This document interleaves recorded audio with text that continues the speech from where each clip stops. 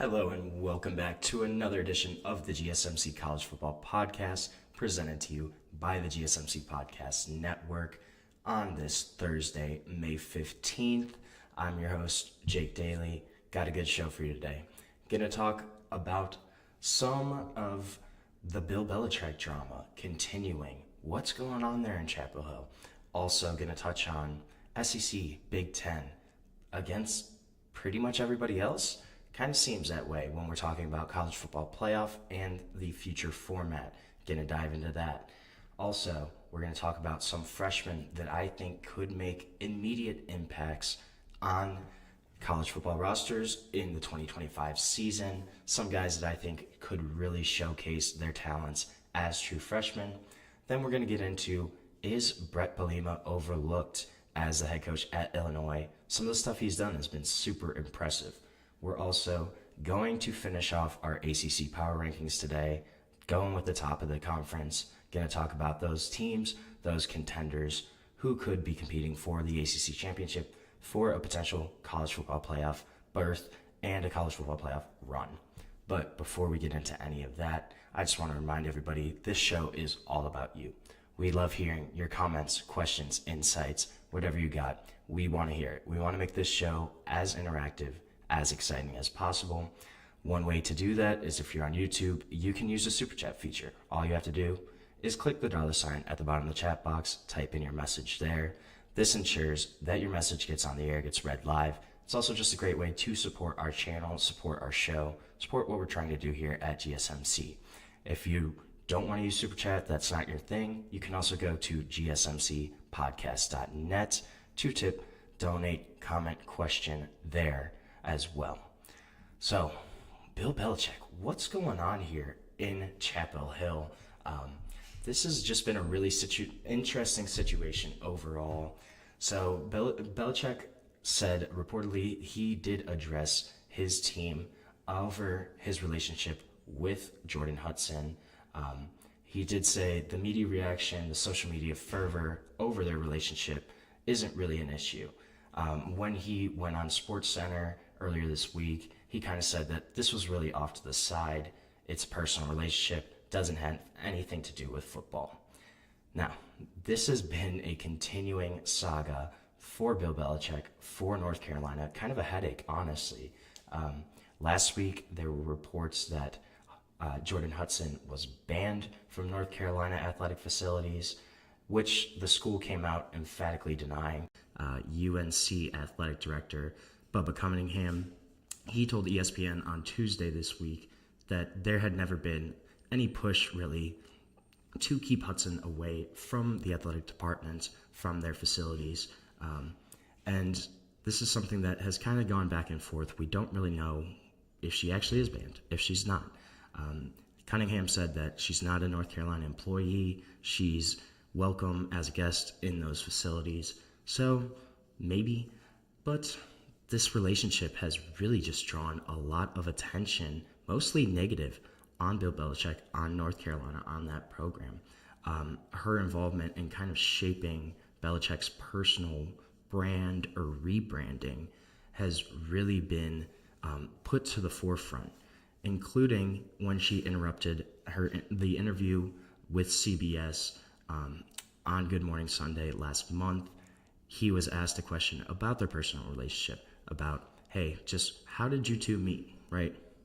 Pretty innocuous question, not something that should be a big deal. And if he just answered, yeah, we met on a plane ride, 2021, that's just kind of how we met, that's how our relationship started. That's a non-answer, right? That's a non-story. Okay, you move on from there. But she steps in that interview, says, we're not going to talk about this. And this goes from a non-story to something that you were kind of questioning of how much influence does she actually have over Bill Belichick? And also, last week, she participated in the Miss Maine beauty pageant, finished as second runner-up, didn't win, but Bill Belichick's right there in attendance the entire weekend at this pageant. Rather than being in Chapel Hill, rather than working with the football program that he was hired to run, he wasn't there. He was in Maine this past weekend. And this is a guy that Bill Belichick, right, doesn't really use social media. He is a guy that we have seen in the NFL. It's not really his type of thing. And he's also been the headliner at the ACC's meetings this week, their annual conference meetings. In terms of actual coaching, in terms of being in meetings, other coaches said that he's been super inquisitive, super professional during those meetings. Belichick himself said he's trying to be learning about the key differences between the college game, between the pro game, but that his goal still remains to make North Carolina, quote, the 33rd NFL team by implementing kind of a really pro-style NFL-type organizational method for UNC football. And this is something that he said, everything we do is a pro model, from the head coach, from the general manager, who in Mike Lombardi is a guy that he has worked with for years, was his first hire when he was hired as the North Carolina head coach, was securing Mike Lombardi as a general manager, a guy that has a ton of NFL front office experience. So it kind of seems like that's really what he's trying to push for. He said, we want to develop players professionally in every aspect, right? So this is something that he has really tried to put to the forefront. Another interesting kind of note here is he hasn't made any North Carolina players available to the media yet since his arrival in Chapel Hill 6 months ago. He did say he's been pleased with the team's kind of progression throughout the spring, but we haven't heard from any of the North Carolina players. We don't know kind of what their mindset is, what they're thinking about Belichick as their head coach, about Jordan Hudson's relationship with him, about her role kind of in this whole scheme of things. We don't know what the players actually think. There's really no indication of one way or the other kind of the mindset of that Tar Heel locker room. I think that's kind of really interesting. And he also didn't really set any specific expectations for this team. He just kind of said that we're trying to stack good days together. Good day, come back, build up the next day, kind of just keep going from there. So nothing that we really know about how this team is actually progressing, how they are going to look as a football team. We're not really sure. And this is a guy that you think about, Bill Belichick, in the media consistently. This is a guy that's always had that blank kind of scowl on his face, wide shoulders, really unmistakable presence in kind of the football world. But his public image has definitely shifted over the past few weeks, over the past month or so, I would say. His accomplishments, right? This guy is a 6-time Super Bowl winning head coach, yet those accomplishments have been pushed to the background. We're not talking about Bill Belichick as a football coach, as what he can do for that program in terms of on the field.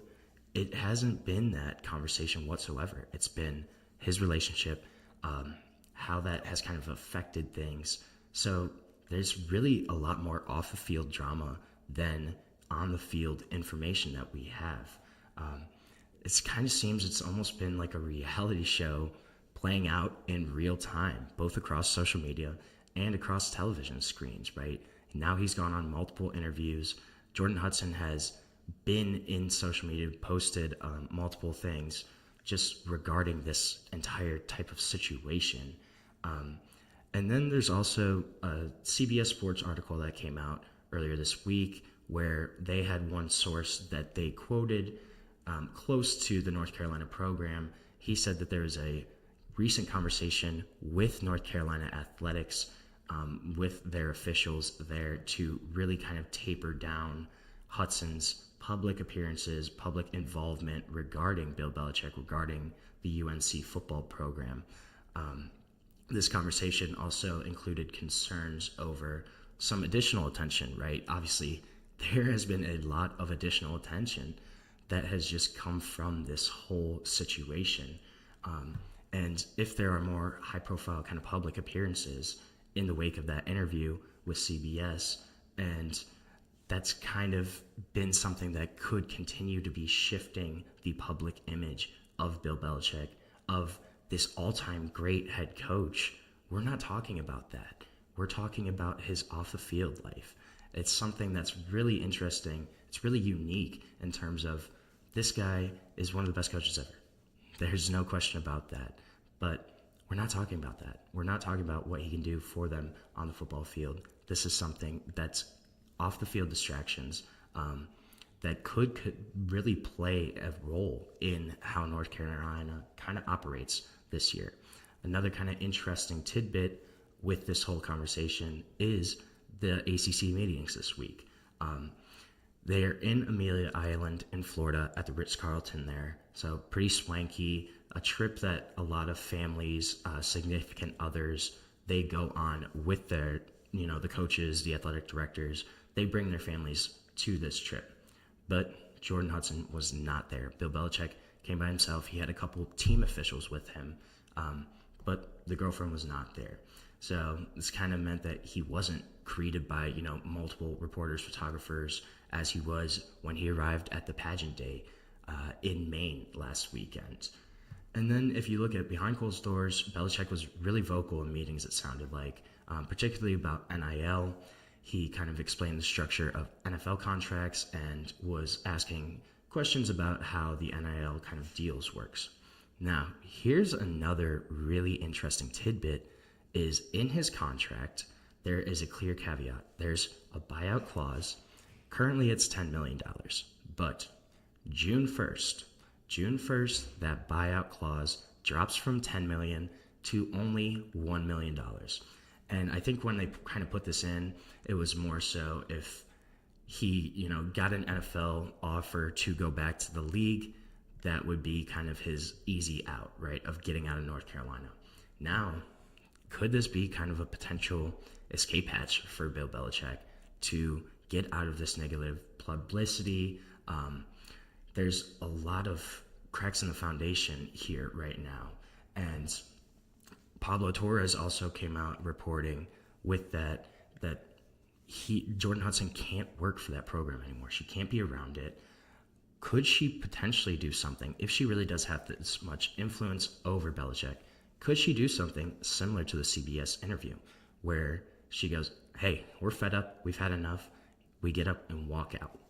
It's very possible. Bill Belichick himself could pay that $1 million buyout very easily. So that's something to look out for. That's only a couple weeks away. June 1st is a big date there where that buyout clause drops to only $1 million. Could he potentially say, I don't want to do this? Could he leave the program before he ever actually leads the North Carolina Tar Heels on the field? It's something that seems to be an increasing possibility here and something that I think is very much worth monitoring of this entire situation. Could he be gone as a North Carolina head coach before he even leads them onto the field? I think it's very possible. So right now, we are going to take our first break of the show. When we come back, we're going to talk a little bit about the college football playoff format and about how right now it's Big Ten, SEC versus pretty much everybody else. So we're going to take a short break, and we'll be back on the GSMC College Football Podcast. I feel like I'm losing my mind. Is everybody in the world blind? Please, Lord, give me a sign, a sign. I feel like I'm losing my mind. Is everybody in the world blind? Please, Lord, give me a sign, a sign. I wanna be the greatest. Everybody on the fake shit. I look around and feel like everybody is the fakest. I make this every day and I'm impatient, hoping one day I blow up from the basement. Statement, the top is so vacant. I don't hear shit that I think is amazing. Waiting for my day when I'm playing sold out shows for 1,000 faces. Hey, give me that crown, get in my way and to be put down. It ain't your place, all this my town. If I want that shit, then I'll get it right now. I'm losing it, the noose it fits. I'm losing shit, a stupid myth. You choose to live or choose to dip. You choose to fight or lose your grip and lose a gift. I feel like I'm losing my mind. Is everybody in the world blind? Please, Lord, give me a sign, a sign. I feel like I'm losing my mind.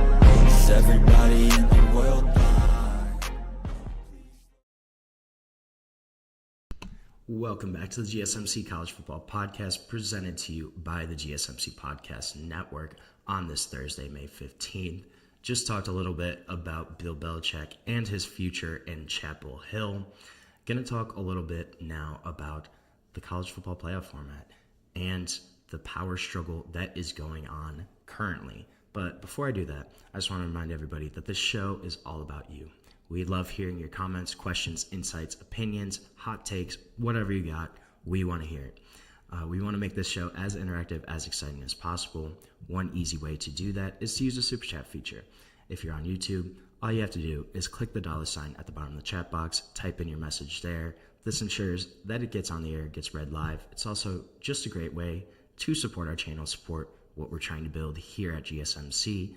We couldn't do what we do without your ongoing support. We're so grateful to have you all as a part of our community here. Now, let's talk a little bit about the college football playoff format. So one kind of quick anecdotal story here is on Monday, about 5 p.m., just as kind of the ACC spring meetings were kicking off, a Pennsylvania congressman named Brennan Boyle made a big splash when he opened his social media account, typed out a message, and sent it out. And it was really a shot across the bow at the Big Ten and the SEC for their attempt to kind of manipulate the future of the college football playoff format.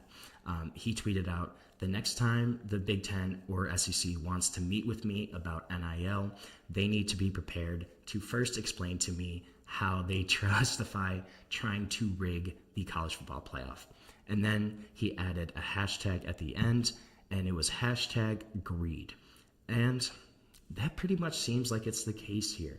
Obviously, there's a ton of issues going on, hanging overhead, looming above the future of the college football landscape, right? You have NIL, the unresolved antitrust settlement, revenue sharing, a potential commission coming in from the federal government, a battle over NCAA governance, right? These are all big time issues, but one that's really coming soon is the future of the playoff, of the college football playoff, the industry's pretty much most valuable product right now.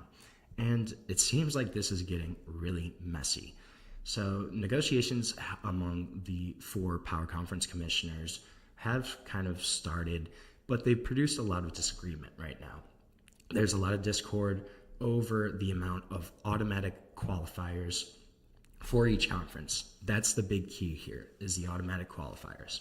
So ACC spring meetings obviously came out, and this was discussed. Conference executives discussed this with ADs, with their coaches, sharing with them kind of the latest intel of these negotiations with the Big 12, the Big 10, and the SEC.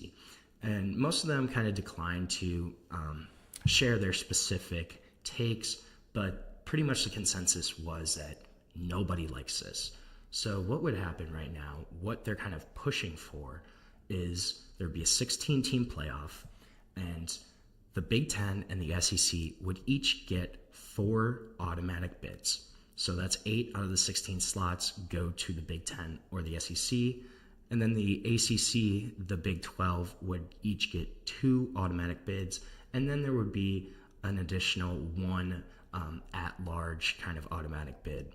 That's pretty much earmarked for Notre Dame. That's kind of how it seems like it's set up right now. This is something that has been discussed for a while. And so the divide isn't among the number of teams. Pretty much everybody agrees that they want to go to 16 teams starting with the 2026 playoff.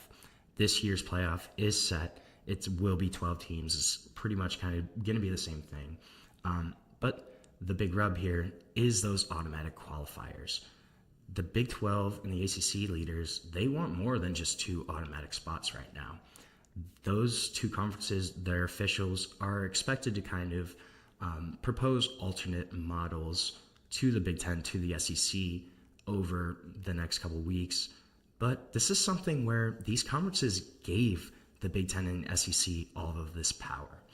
They signed over a memorandum last spring which extended the college football playoff television deal with ESPN until 2031.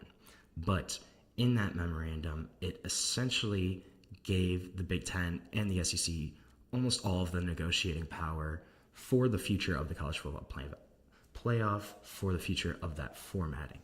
So you essentially gave these conferences that power, right? They all agreed to it last year, and it just kind of seems like it's coming to a forefront, coming to kind of a messy disagreement right now.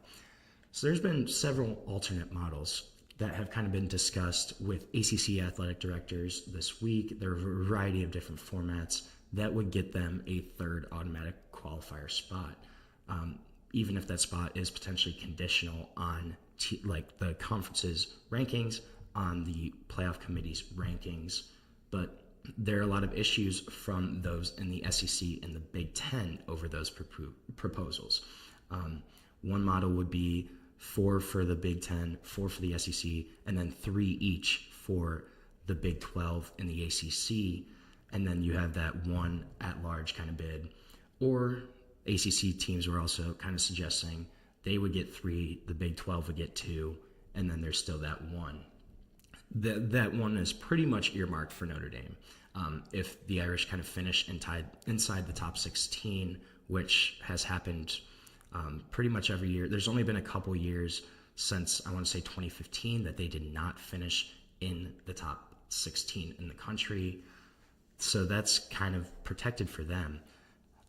But this is something where these other conferences, the ACC, the Big 12, they want more. They want more than they are getting right now. But then on the other side, this is something where should they even have automatic qualifiers? Mario Cristobal, Miami head coach, he said, granting spots, it doesn't make any sense. This is a sport that's never been about gifting, right? Football is about earning your keep, and automatic qualifiers kind of go against that entire theory.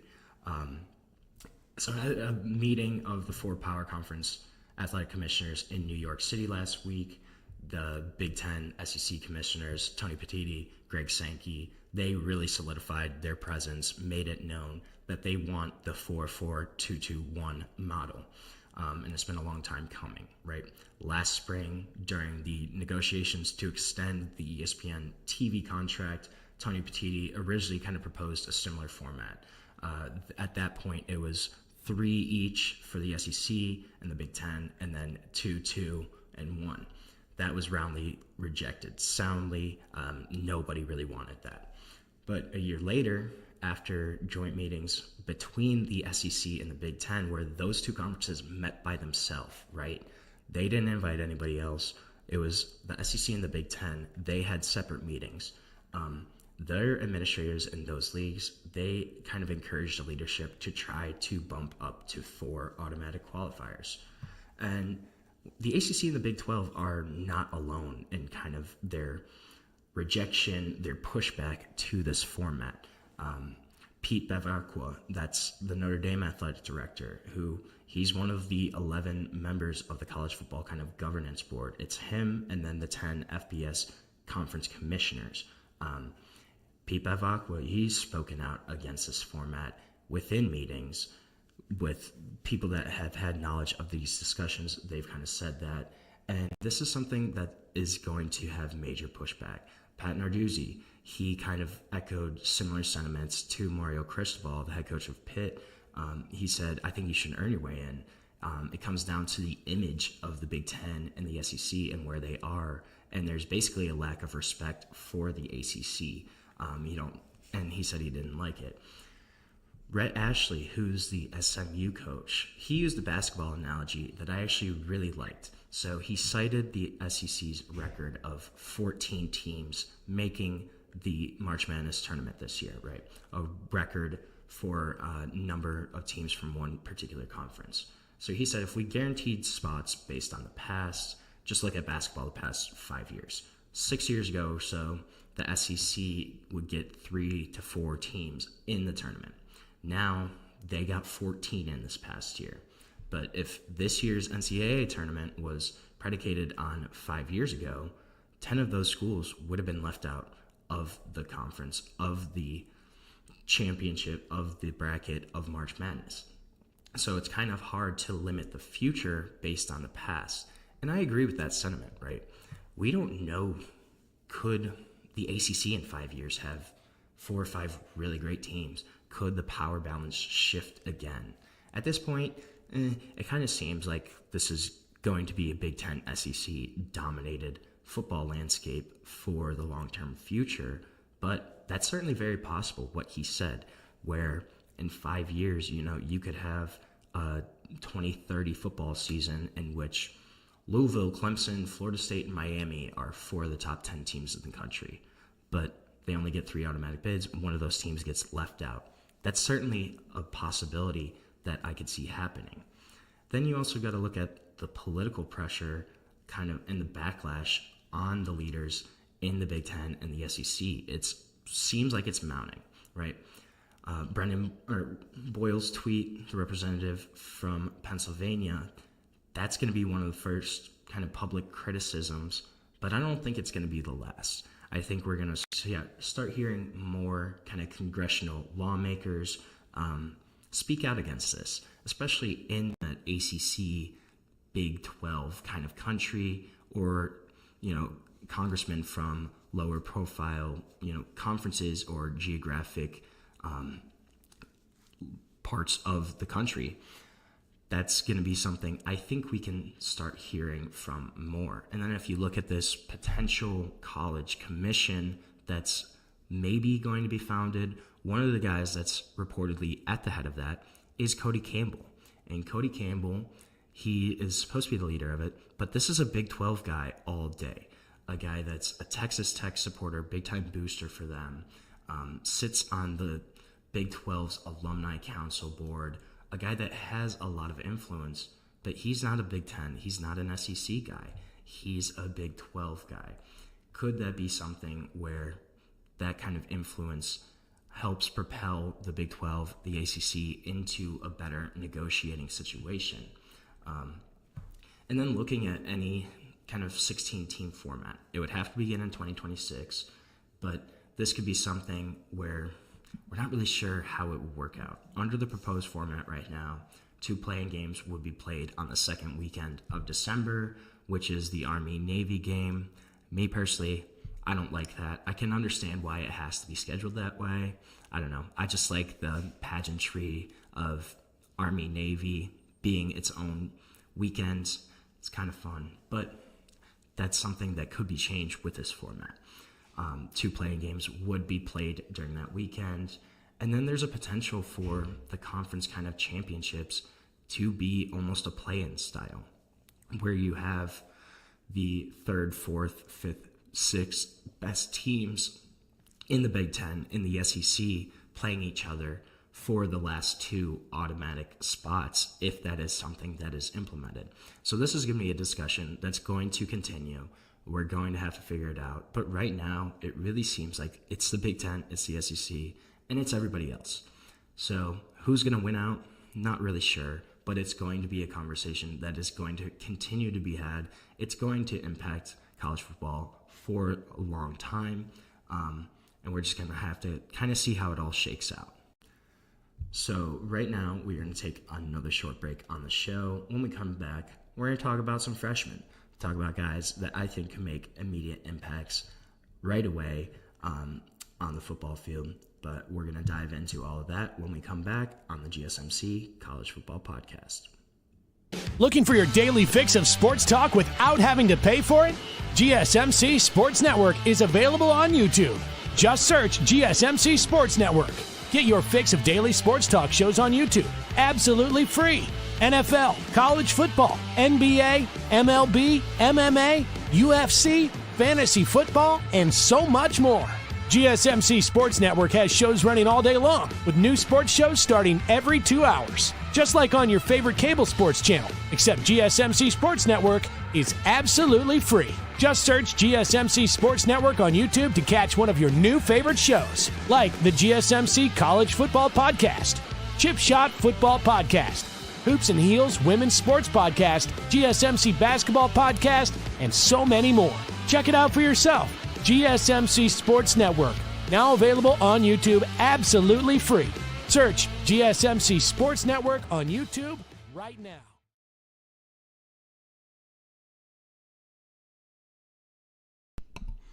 Welcome back to the GSMC College Football Podcast, presented to you by the GSMC Podcast Network on this Thursday, May 15th. Just talked about the Big Ten, the SEC, pretty much against everybody else.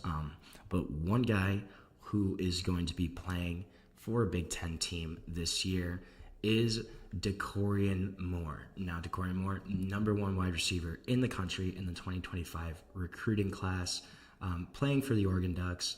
And this is a guy that could kind of mirror what we saw in 2024, where freshman wide receivers Jeremiah Smith, Ryan Williams had breakout years, had immediate impacts for those championship contenders. Dakorien Moore could be the next guy up to kind of continue that trend.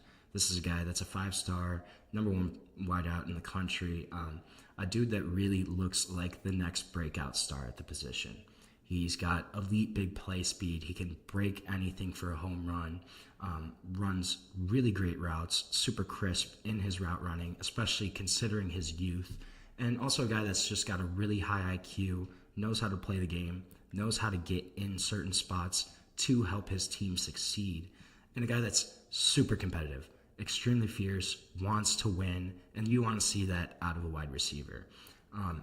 I think all of these tools, though, combined, can really help him make an immediate impact for the Ducks this year.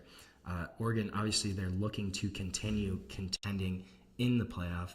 They're looking to potentially repeat as Big Ten champions. They had a obviously phenomenal season last year, went undefeated throughout the regular season, but they did lose 3 of their top 4 wide receivers from last year, as well as their best tight end. So this is a team that has an open spot at wide receiver, and I think Dakorien Moore can kind of fill that right away, step into at least a role where he's playing a good chunk of the time, if not even more than that. This could be a guy that develops into a go-to target right away.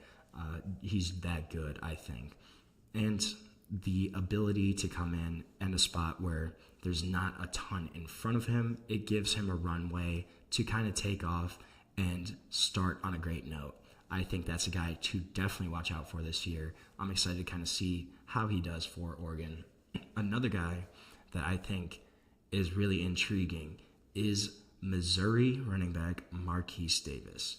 Now, Marquise Davis, this is a 4-star guy, but a dude that could step into a meaningful role right away for a Missouri team that really doesn't have much in their backfield right now.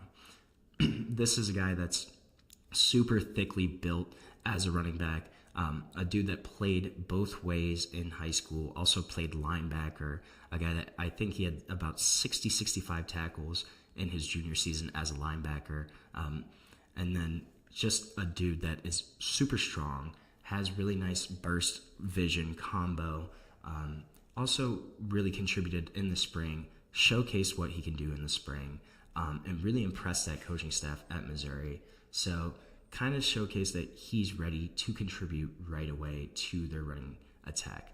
But looking at the offensive side of the ball too, if you look at his high school kind of tape, right, he's super productive. A dude that had over 3,800 rushing yards over 2 seasons, 58 touchdowns, and then in 2023, his junior year, had 2,300 rushing yards, 35 rushing touchdowns, which you're averaging 3 rushing touchdowns a game. Pretty crazy. Guy that was the Gatorade Player of the Year for the state of Ohio. A big win for Missouri, getting a kid from Cleveland, Ohio, to come down and play for Eli Drinkwitz there in Columbia, Missouri. But this is a guy that's super physical, really runs with tenacity, doesn't go down on first contact. Guy that's got a little bit of more of a twitch and a kind of wiggle that can work his way through holes, but also more of a north-south runner. He's going to want to get downhill. He's not going to try to make you miss. He's going to try to run you over. Really had a high yards per carry average as well. That junior year, he averaged 8.8 yards per carry. And a guy that can get to the outside, but he hasn't really had any verifiable times in terms of speed. So we're not really sure if he's a true home run hitter. Definitely looks fast enough, but isn't going to be a guy that's going to burn you just in terms of pure speed. Also is able to catch the ball well out of the backfield. Wasn't asked to do that a lot just in their offense there in high school, but is certainly capable of that. And then a guy that also added a lot of weight and strength to his frame going into his senior year, really bulked up, added some added strength, and a guy that has the body, has the build to be a feature back. I think where he landed at Missouri and a spot that doesn't really have a whole lot of proven production in that running back room, this is a guy that can step in right away and have a big time role. On the defensive side of the ball, there's another guy in Jakeem Stewart from USC. Now, he's more of a projection, I will say. But this is a guy that's 6'6", 270, super long, really explosive off the ball, kind of moves like an edge rusher, but has the size of an interior defender. Definitely still a little bit green. Didn't have a whole lot of high school experience, but if you look at traits, you look at physical tools, a guy that could be more and more impactful as the season goes on. I wouldn't be surprised if USC tries to bring him along slowly, but if he really kind of clicks by the end of the year, I wouldn't be surprised if we see him really kind of breaking out towards the end of the season. I don't know if we're going to see it right away in week 1, 2. We certainly could, but it's a guy that's still kind of periodically segmented in terms of how he moves, how he attacks the pass rushing, how he tries to get to the passer. So kind of a little herky-jerky at times, but really can showcase some straight line just juice in getting to the pass rusher, especially for a guy that has such a huge frame. Really capable inside and outside. I wouldn't be surprised if USC kind of moves him throughout the defensive line just to see where he could potentially stick, where he can make the most impact. A guy that I think he can certainly be involved in sub packages where they're trying to get to the pass rusher. You move him inside, you move him outside, stand him up. As a guy that really kind of physically overmatched his opponents in high school, not sure if he can do that at the NCAA level, at the Big Ten level that he's going to have to play at. But does kind of flash some rip, some swim, nuanced moves that if he develops that more, can really be an impact guy for USC. Reportedly had a super highly productive sophomore campaign with 85 tackles, 33 tackles for loss, and 20 sacks. That's kind of reported, though. That's not 100% verified. So don't know if those stats are truly accurate, but if they are, that's pretty freaking impressive. A guy that I think could have a big-time impact for USC. Maybe not week 1, week 2, but certainly week 7, week 8, week 9, week 10. As you get into the meat of your season, as you get into the later parts, October, November, I think this is a guy that could come on much stronger towards the end of the year as he kind of develops some of those pass rushing tools, as he kind of matures and is able to learn how to use his body, use his frame to his advantage. This is a guy that has a lot of potential for USC. Then another running back I'm looking at is Gideon Davison, Clemson. Now, so this is a kid that was third best running back in the ESPN 2025 kind of recruiting rankings, and enrolled early.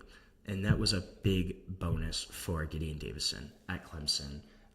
Really kind of showed out during the spring, impressed the coaching staff there. And kind of the early signs are that he slightly resembles Trevor Etienne, has a really nice quick cut read kind of ability, could step in right away to help replace Phil Maffa, who rushed for 1,100 yards last season for Clemson.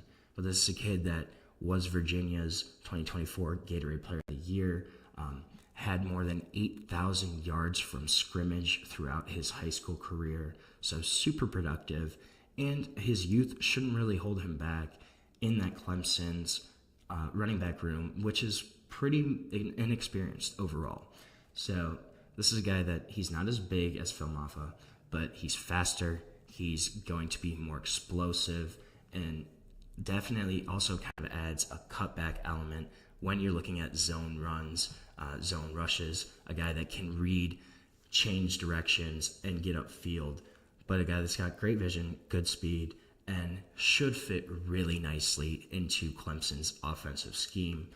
They can utilize him right away as kind of the change of pace, utility back, if he's not the feature back right away, which is also certainly a possibility. But I think even if he's not the featured guy, this is a guy that is going to have a role in the Clemson offense for sure. He's just too talented to keep off the field, and they don't have a whole lot in front of him. And they also have that super experienced passing game in Cade Klubnik, in the wide receivers that they have. That's kind of the perfect situation to take some of the pressure off of Gideon Davison, which I think could really help him and be a boon for his success at the next level as a freshman in 2025. So now we're going to take another short break on the show. When we come back, we're going to talk about Brett Bielema. Is he kind of being overlooked and disrespected as a head coach? We're going to dive into that when we get back on the GSMC College Football Podcast.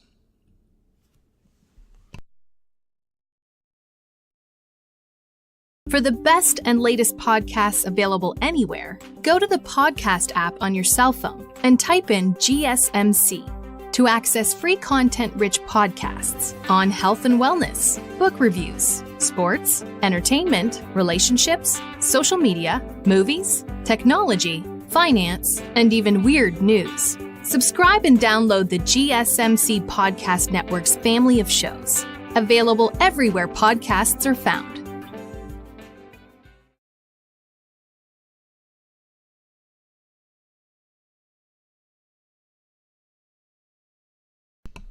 Welcome back to the GSMC College Football Podcast, presented to you by the GSMC Podcast Network.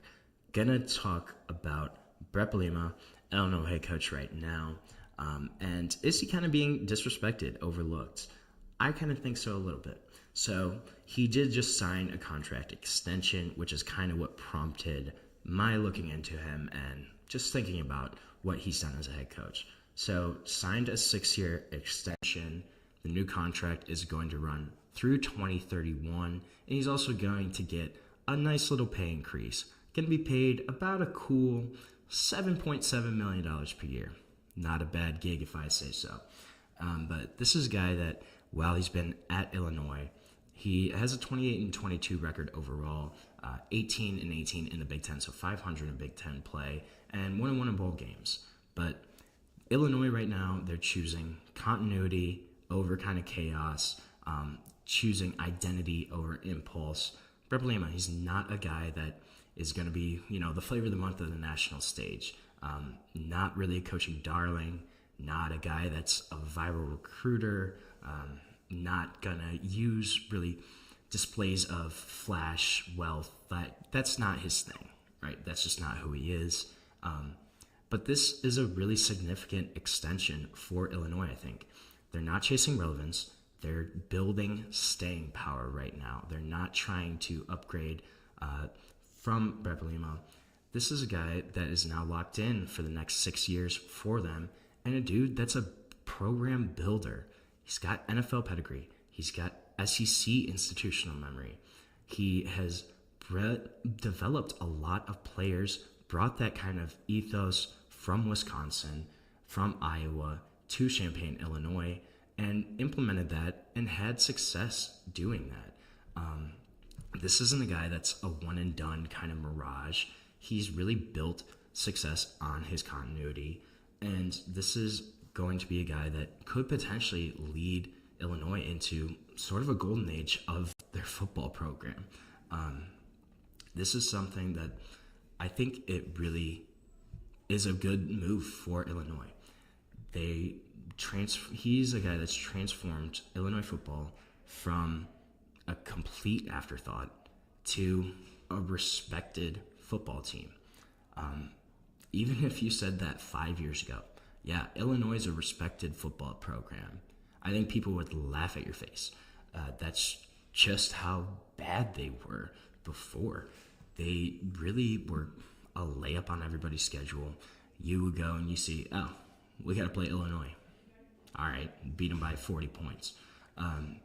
That was just kind of how it worked. But that's not the case anymore.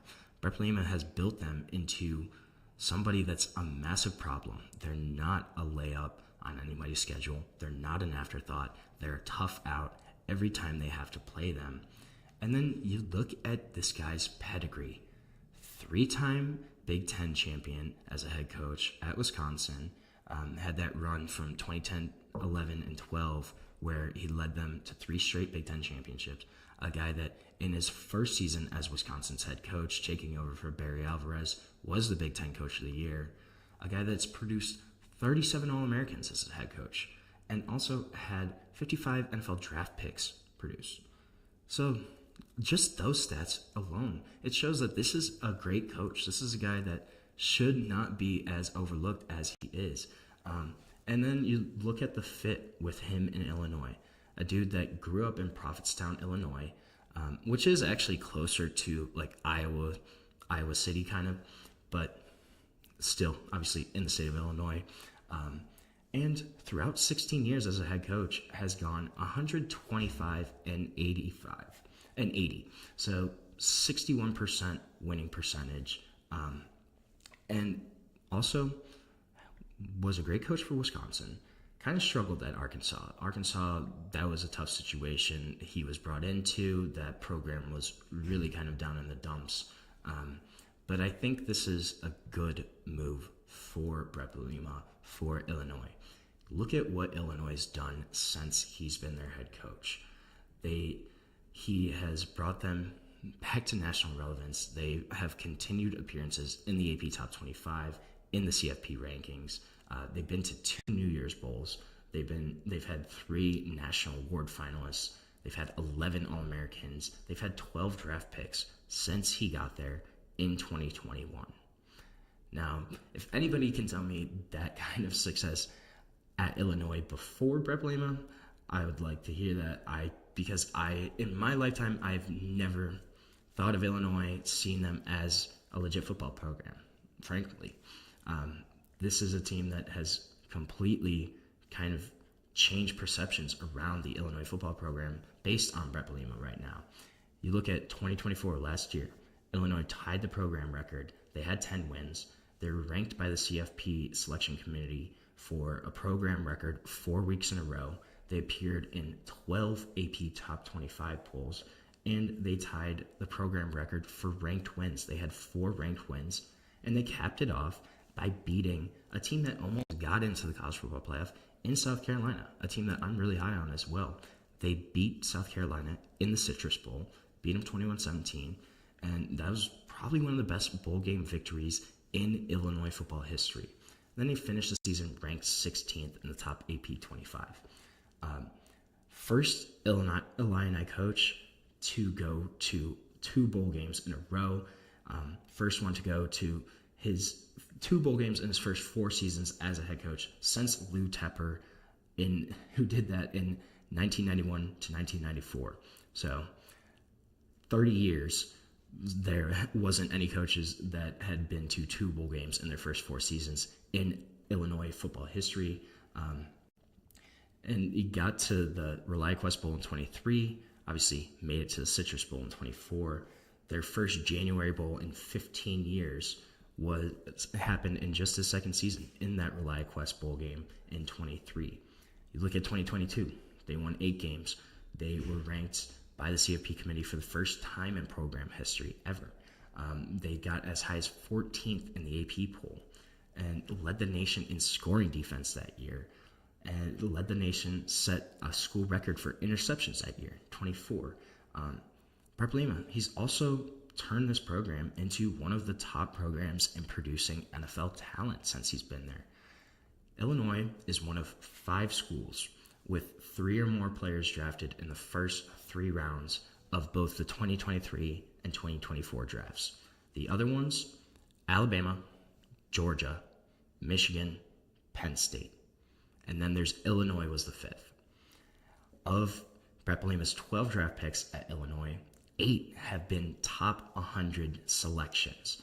That's the 4th best mark in the Big Ten, behind Michigan, Ohio State, Penn State. Your big, traditional blue blood powers in that conference. That's the only 3 teams that are ahead of his NFL draft production and what he's produced. Overall, he sent 165 players to the NFL in his career as a head coach. I think this is a guy that you look at the coaching pedigree. You also look at his list of football mentors that he worked under at one point. Played and worked for Hall of Famer Hayden Fry at Iowa. After spending a couple seasons there, then he goes to Kansas State. Works under, Hall of Famer Bill Snyder. Helps them, Kansas State, win the 2003 Big 12 championship. Then 2 seasons later, he goes to Wisconsin, named the defensive coordinator there. And he works for another Hall of Famer in Barry Alvarez. So this is a guy that has been on 3 coaching staffs with Hall of Fame head coaches that he'd learned under, that he was able to grow under, that he could take lessons from. And he's done all of this and put it towards this Illinois football program. Then, before he got hired at Illinois, he was also in the NFL for 3 years. His first 2 seasons in the NFL were with the Patriots. He was a consultant to Bill Belichick during that time in 2018. Then he became the team's defensive line coach in 2019. And that's the year that the Patriots won the AFC East, had a 12-4 record, and had the best defense in the NFL. And in his first year there, they went to the Super Bowl and beat the Rams. So this is a guy that also brought NFL pedigree, winning championship pedigree to Illinois. So you combine what he's done with his production of just taking this program to new heights, developing, producing high-quality NFL players, learning under 3 college football head coaches that are Hall of Famers, and then also working under Bill Belichick in New England. That's all conducive to a guy that's a really great football coach and a guy that I think is really getting overlooked. And this Illinois team is getting overlooked as well. This roster for the Fighting Illini really much returned 3/4 of their production from last year. They still have Luke Altmaier at quarterback, a guy that I really think is probably a top 3 quarterback in the Big Ten, and a team that's going to be scary this year. And I think it's time to start giving Brett Bielema his credit, give it where it's due. This is a guy that's a great football coach and a winner. So we're going to take our last break of the show now. When we come back, we're going to finish off our ACC rankings. We're going to do those top 5 teams, going to discuss them, why I have them ranked where they are. So stick with us. We'll be right back on the GSMC College Football Podcast.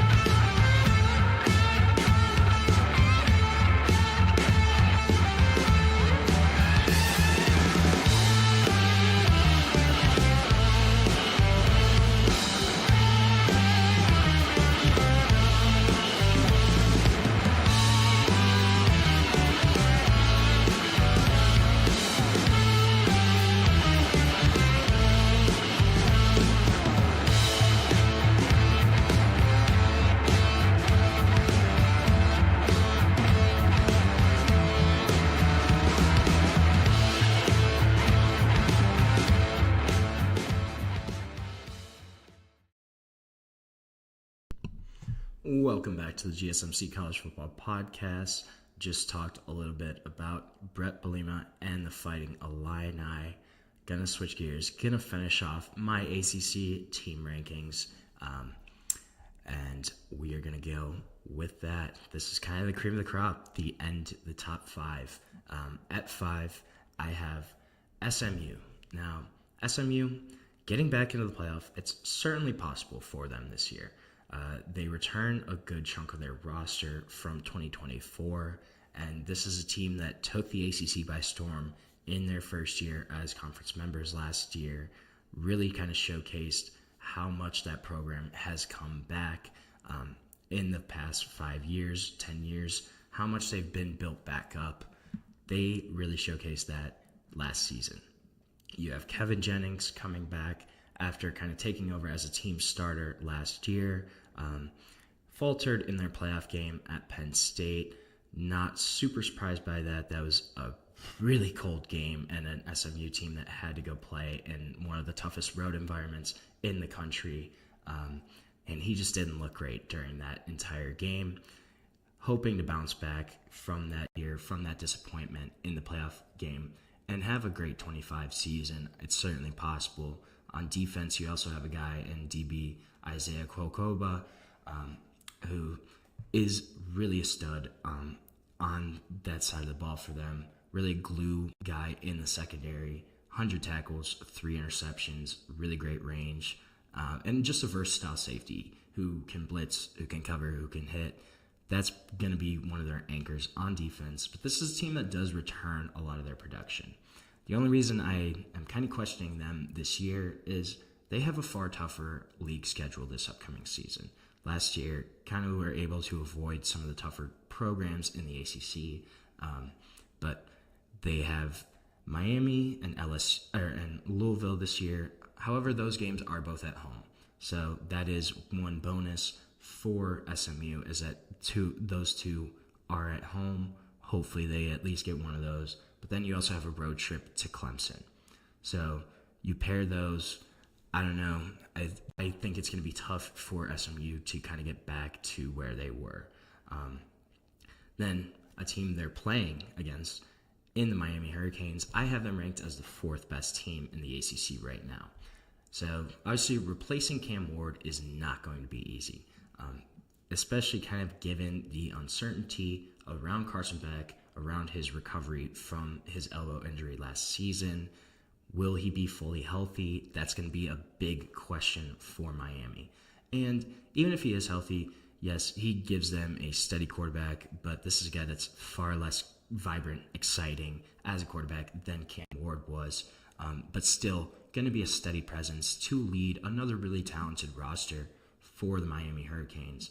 But they also have to avoid those kind of surprise losses. This is something that's been plaguing Miami for the past few seasons, last year as well.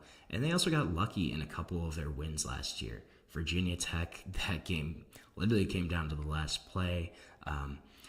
The Cal game, they were losing that. They ended up coming back right at the end, but that was still a big kind of iffy performance from Miami, and that's something that's been one of their issues since probably the past 5 years, I would say. But this is still a really talented team roster. Francis Mauigoa, obviously going to lead the offensive line, probably the best player on the roster, I would say.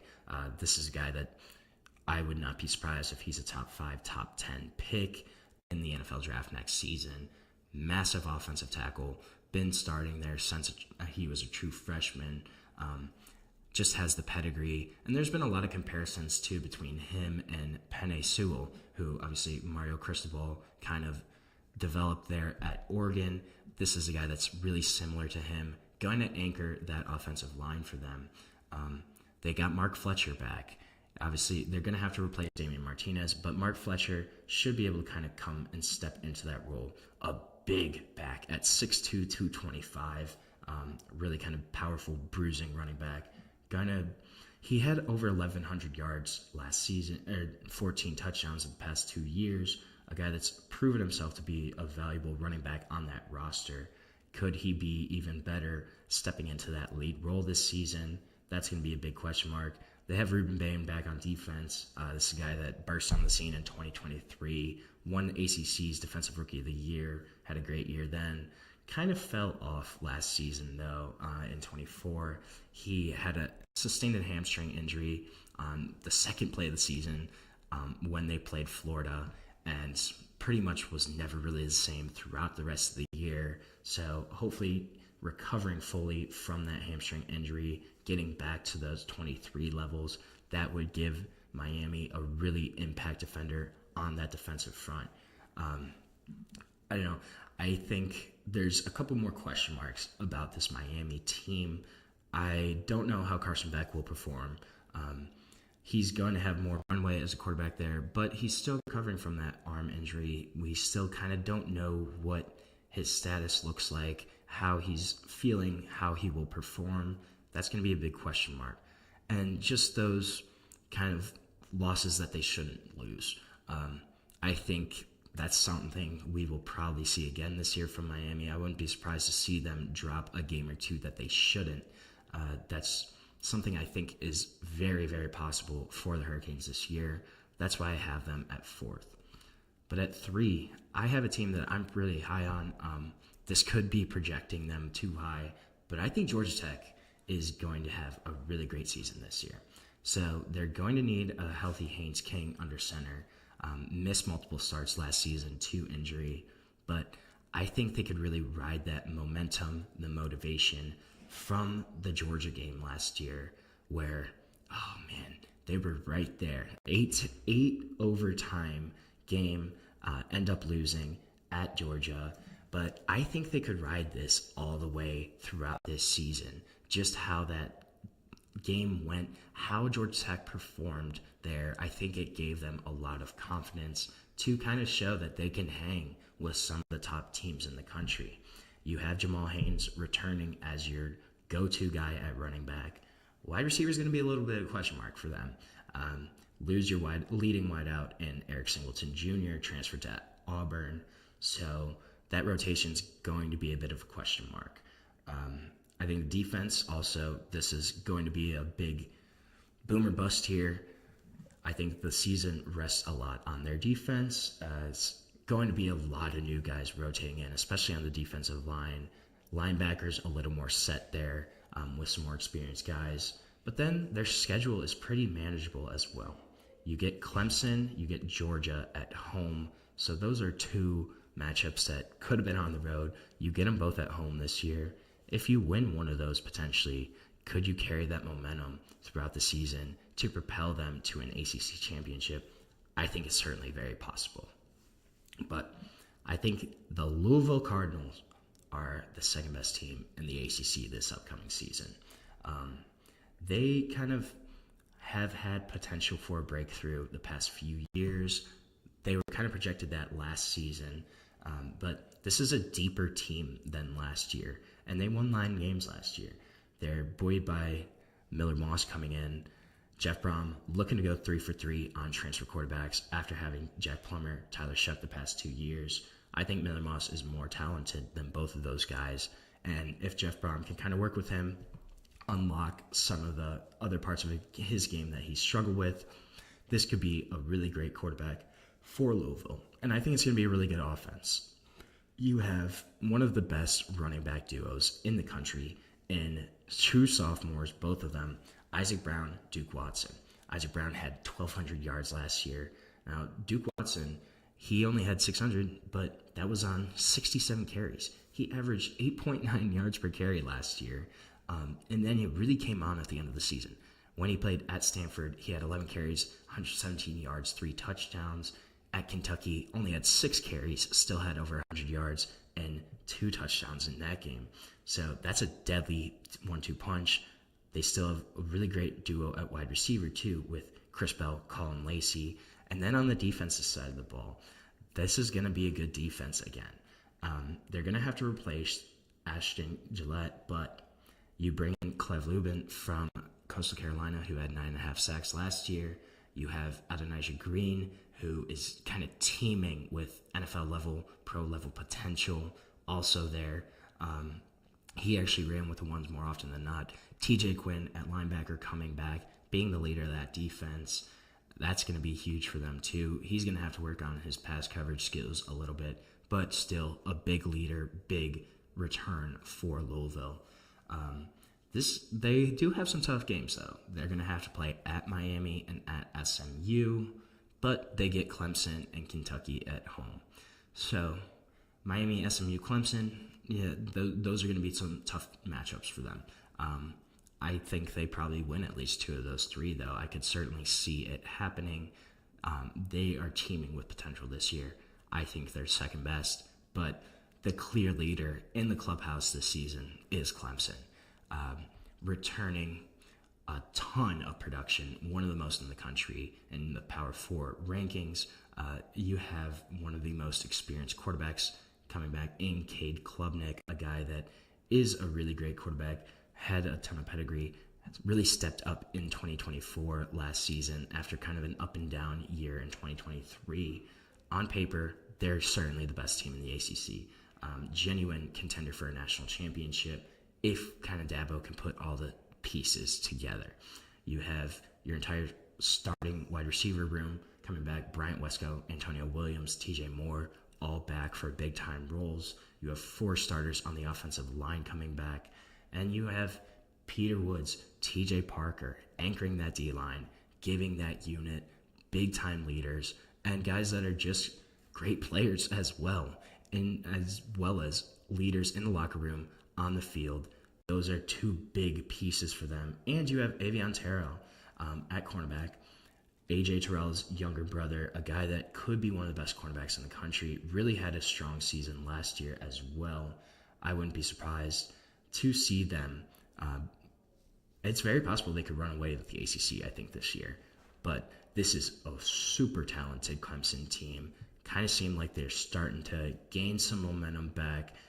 Won the ACC last year, kind of snuck into the playoff. And I think that gave them some validation.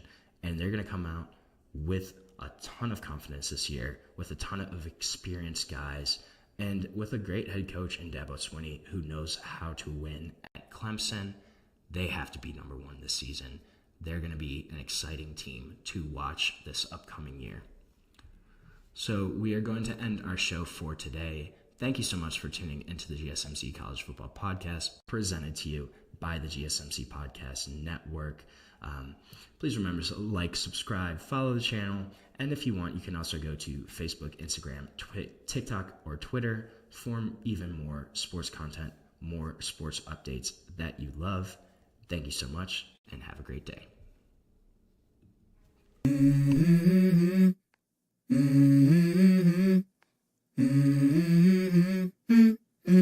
Let's go. I wake up to a little bit of drool on my pillow, feel like it's gonna be a bad day. Yeah, I'm tired of shit, and the coffee ain't hit yet, damn ain't that